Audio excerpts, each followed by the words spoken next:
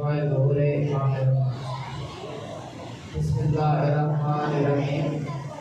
اللهم كل ولي الحجة الحسن صلواتك عليه وعلى آبائه في هذه الساعة وفي كل ساعة ولي وعاقل وقائد وناصر ودليل وعين حتى نذكره أنما توما وتمتعه فيها طويلا.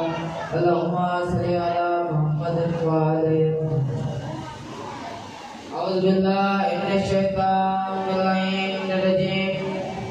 بسم الله الرحمن الرحيم.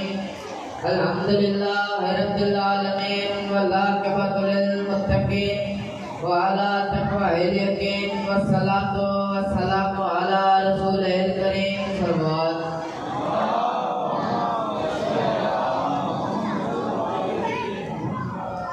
وآله الطيبين الطاهرين المعصومين صلوات.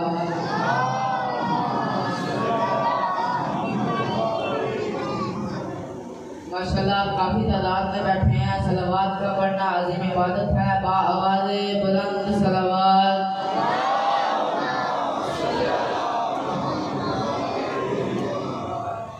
جو لوگ اس بات پہ اعتراض کرتے ہیں کہ شیعہ محرم کا چاند چڑھتا ہے اور خرچ اخراجات کرتے ہیں, مجالسوں پہ زندیر زانی کرتے ہیں, ماتم کرتے ہیں, گلیوں میں ننگے پاؤں پھرتے ہیں, آج ان لوگوں سے میں مخاطب ہو کر کہہ رہا ہوں کہ ہم ماتم کرتے ہیں حسین کا اور کرتے رہیں گے.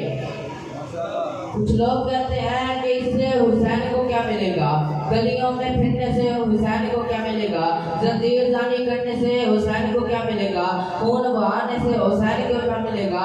تو کچھ لوگوں نے ایک مولوی سے جا کر پوچھا کہ قبلہ ہمیں کیا کرنا چاہیے, تو اس مولوی کہتا ہے قرآن پڑھ کے کربلا والوں کو بخشو, نمازیں پڑھ کے کربلا والوں کو بخشو.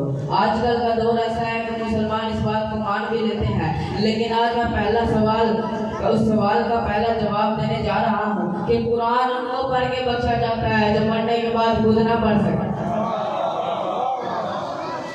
قرآن کے والیوں کو قرآن پڑھ کے نہیں بخشا جاتا, جو نیزے پہ قرآن پڑھے اسے قرآن پڑھ کے بخشا نہیں جاتا.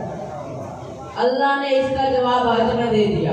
آج اسی مولوی سے میں مخاطب ہو کر کہوں گا کہ تو جو اتنا خرچہ کر کے اللہ کی بارگاہ میں حج کرنے جاتا ہے تو اللہ تجھے کہتا ہے یہ پہاڑی مروہ ہے, یہ پہاڑی صفا ہے, ان دونوں کے درمیان دوڑ لگانی ہے اور وہاں شیطان کو پتھر مارنے ہیں, یہاں کعبے کے گرد طواف کرنا ہے. تو تم وہاں اللہ سے کہہ دیتا نا کہ اللہ میں تیری بارگاہ میں آ گیا ہوں, قرآن پڑھ کے اسماعیل کو بخش دیتا ہوں, نمازیں پڑھ کے ابراہیم کو بخش دیتا ہوں. تو اللہ وہاں کیا کہتا ہے, مولوی کہتا ہے کہ اللہ وہاں کہتا ہے کہ جو یہاں مجھے میں کہوں گا وہی کچھ کرنا پڑے گا, کیونکہ اللہ کہتا ہے کہ اگر 3-4 سال یہاں کوئی نہیں دوڑے گا, یہاں کوئی شیطان کو پتھر نہیں مارے گا, تو پھر کسی کو پتہ ہی نہیں چلے گا یہاں ہوا کیا تھا, یہاں ماں کون سی آئی تھی, یہاں شوہر کون سا آیا تھا. تو آج اسی مولوی سے میں کہوں گا کہ ہر محرم کے چاند چڑھنے کے بعد حسین کے ماتمے گلیوں میں ماتم نہ کرے, مجلس اعزاز میں خرچ اخراجات نہ کرے, تو لوگوں کو پتہ ہی نہیں چلے گا حسین کون تھا, یزید اللہ کون تھا.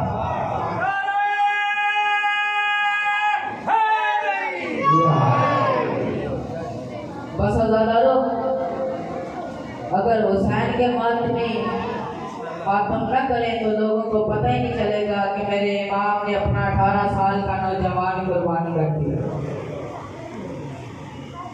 بس ہزاروں میرے امام علی اکبر, میرے مولا علی اکبر میرے امام کے پاس آئے, آ کر اجازت مانگی, بابا جنگ کی اجازت چاہیے. تو میرے امام کہتے ہیں جنگ کی اجازت مجھ سے نہ مانگ, جماع سے مانگ, میں تجھے جنگ کی اجازت نہیں دے سکتا.